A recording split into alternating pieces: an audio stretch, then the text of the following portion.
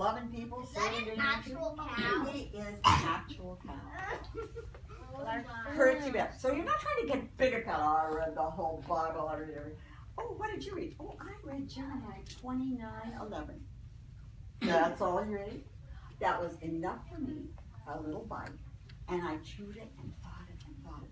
Okay, so that's our food. Let's look at the food. So tell me what it says. Just the first part of Jeremiah 29:11. Somebody read it out loud. For what I know. The plans I have for you. Hang on. The plans and by the way, I is God, have for you. Now, I'm going to stop with that cut a minute, chop, chop, chop, and erp it back up, and think, what? The God who made the whole universe has a plan for you. Now I'm chewing and bring it back. Well, who are you that he'd have plans for you? I know he's got plans for you and President Obama and everybody else. He's got a plan for you. Well, what kind of plan has he got? Would you read on? Tell me what's next. Said the Lord. Okay. They are plans for good and not for disaster. Oh my gosh, let's chew on that. Plans for good and not for disaster. Okay, let's chew on that a bit. Woo-hoo. What kind of God is he? He's got a plan for you. What kind of plan is it? Good, not for disaster. Okay, let's talk about the good. Maybe he's got a plan that you're going to be a best friend to your whole class.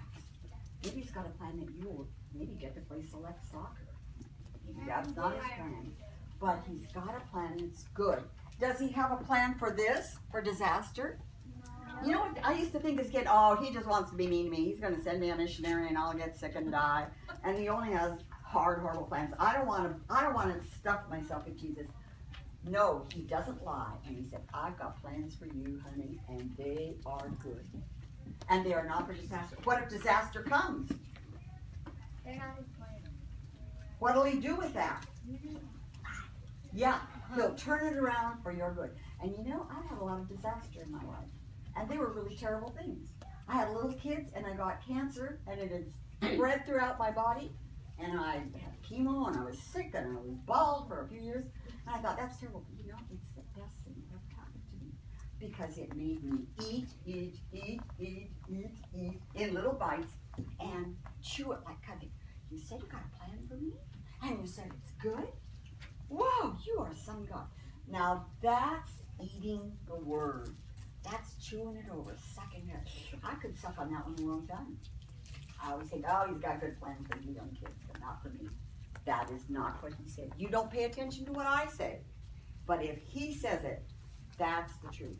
And if something crummy disaster happens in the meantime, well, he'll turn it around for good. Even with my darling Dick dying, after 48 years of such love, you know, wonderful new things have come in my life. Believe it or not, at 75. At the moment, did I think it was just disaster and he didn't love me? You bet I did. And I told him that. He's my dad. And he said, I'll work things out. And now I live with my grandkids and we have so much fun. I get to be with you. We take trips. It isn't the same as if I had my darling Dick with me, but it is good at my age. So whatever goes on in your life, your family, your mom, your dad, your sickness, he will turn it for good. Now, yeah. The other thing is, do you notice you had two? You had 11, and then you also had 12 and 13. You know what, guys? You don't need those today. That's enough. We had enough of a bite, even though that was just one verse. An old guy that started the Lutheran Church named Martin Luther said, it is enough to read one verse or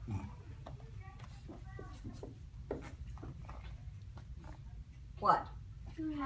Half of a verse if it strikes a spark in your heart.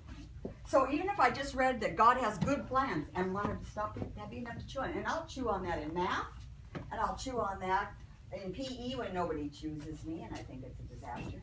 He'll work that for good. All right, now I want you to have some questions to help you get food. And we're going to open the front of our Bible.